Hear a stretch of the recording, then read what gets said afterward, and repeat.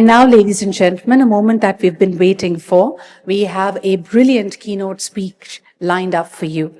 And our speaker is a globally acclaimed educator, a best-selling author, and one of the most influential thinkers on human leadership and organizational transformation. He has authored several internationally best-selling books, including Change and Simple Thinking. He has worked with extraordinary range of leaders, from elite athletes to former US President Barack Obama. Named as UK Business Speaker of the Year 3 times, he has spoken on some of the world's most distinguished platforms, including TED and the RSA and the BBC. Ladies and gentlemen, we are very honored to have amongst us Mr. Richard Gerver. Please welcome him for his keynote address. Hello, everybody. What an extraordinary honor it is to be invited to the best 50th birthday party of the year.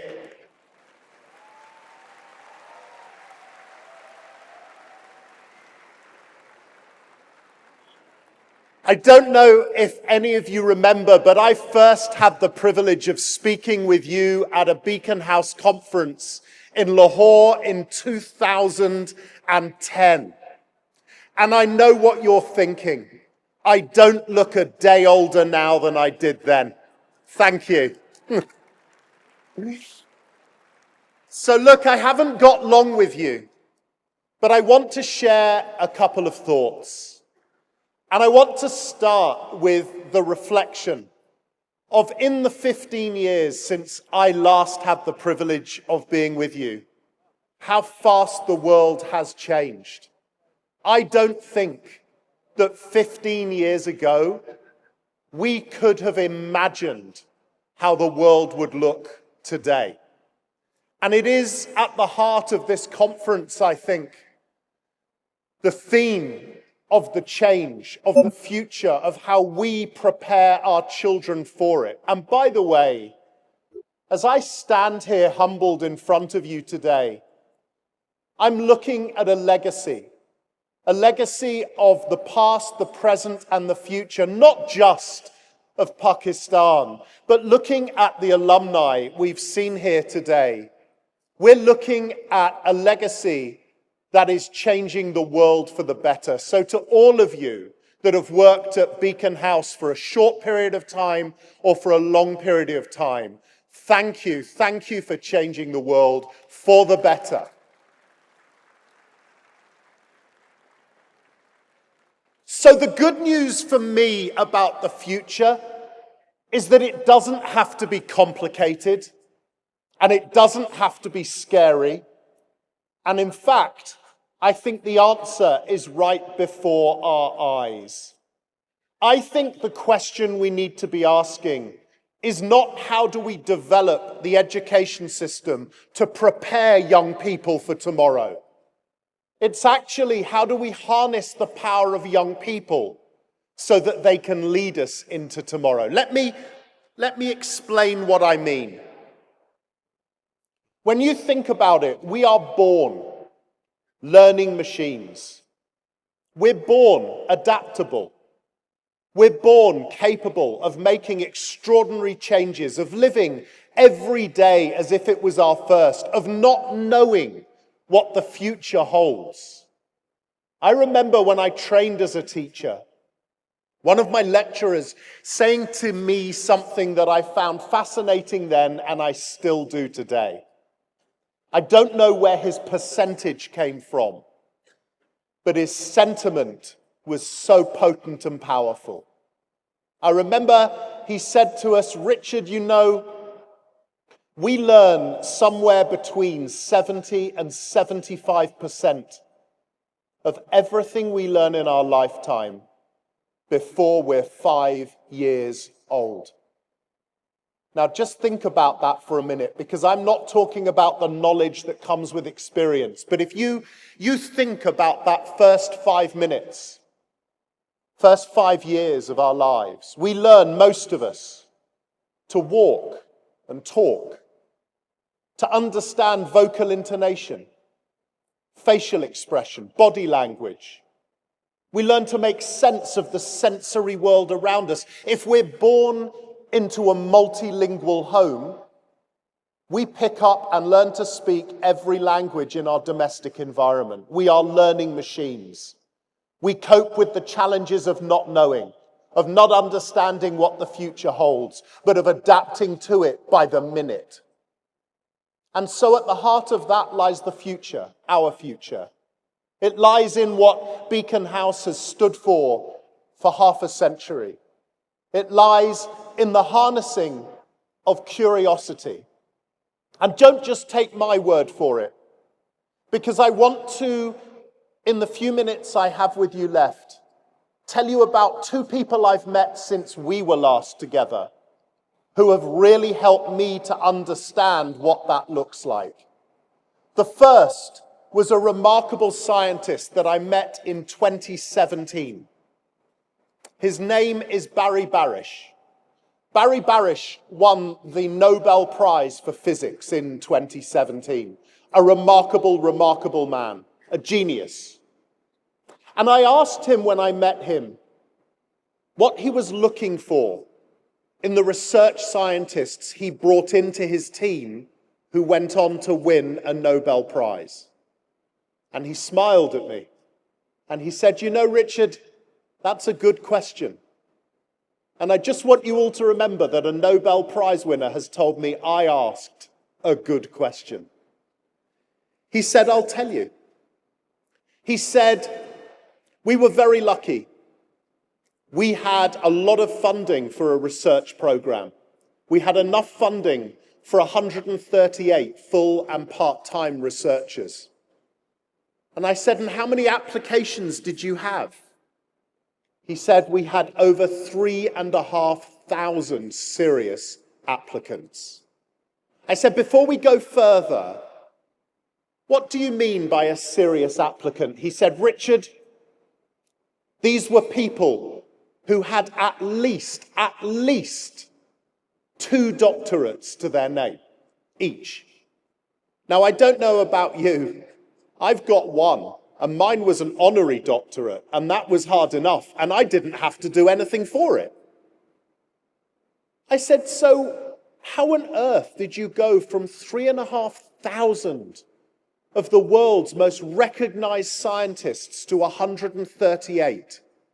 He said, "That, Richard, is the secret."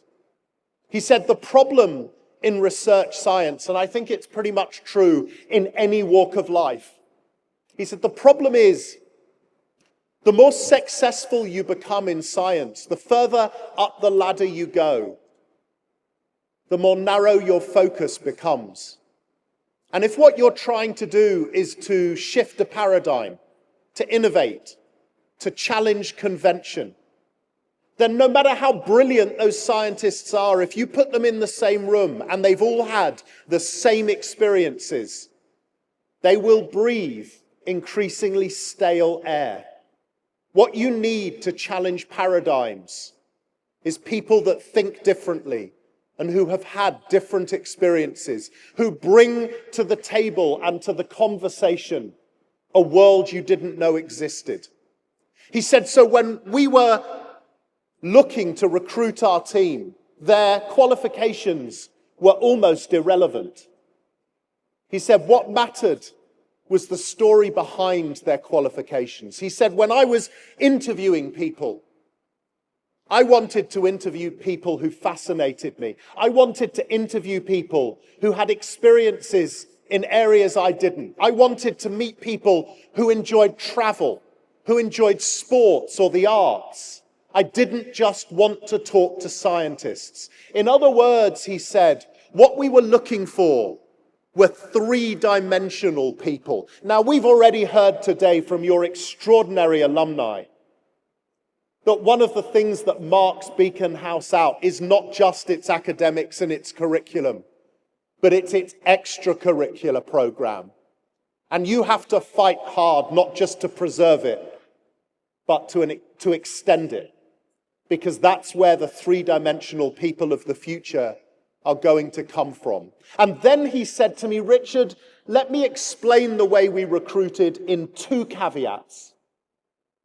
And the first, I hope, is something you may use moving forward in your conversations as you look to evolve Beacon House for the next 50 years. He said, what we were looking for, Richard, were people who had the courage to challenge the beauty of the proof. Now, let me just let that sit for a minute. How do you, as educators, prepare the next generation so that they don't accept knowledge and wisdom, but they challenge it? Because the point is, if all we do is accept what we already know, nothing will change. We will elegantly prepare our children for a world that no longer exists. So how are you going to prepare generations of people who have the courage to challenge the beauty of the proof? And the second caveat matches that, because he said nobody made it onto our team if they didn't have the ability to ask stupid questions. Now, we could argue all day whether there is such a thing as a stupid question, but we know exactly what he means. How do we generate a generation of young people in our classrooms that don't sit there quiet for fear of being judged for what they might say or what they might ask or what they might think? How are you creating young people who have the courage to ask stupid questions? And that leads me on to my second meeting, which in my introduction was very generously mentioned. Because in 2019, I had one of the proudest moments of my career. And that was to spend some time with the former United States President, Barack Obama. And I had maybe 10 minutes with him. And I asked him a simple question. I said, what do you think is the most important thing you learned during your 8 years in the White House? And he smiled that smile. And he said, I'll tell you, Richard. He said, when I was first elected, and in the period of transition between November and January, when I would be inaugurated as president, he said, I suddenly realized that because of the post I held, I would be able to ask and invite the world's greatest technical experts in every field imaginable to come and work for me. The greatest technical economists, the greatest technical scientists, the greatest technical experts in political thinking, in technologies. He said, but when I look back on my 8 years in the White House, when I reflect on that remarkable time and the problems that cross my desk, he said, what I realize now is that actually virtually none of those problems were technical by nature. When you strip them back, what you realize is they were almost all founded in humanity. They were about love, anger, jealousy, greed, hatred, fear, tribalism. He said, and what I urge people to think on now is this. The world is incredibly complicated and uncertain, but the answer does not lie in technical solutions. We have to understand and act on the human condition that lies underneath it. We have to think about the human condition first. And that, as I leave you, is what I urge you to remember about the complexity of the future.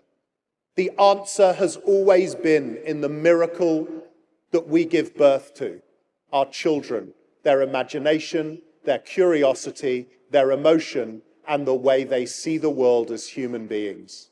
It's what you've done for 50 years. It's what you will continue to do for the next 50. Congratulations, Beacon House. Thank you very much indeed. Thank you.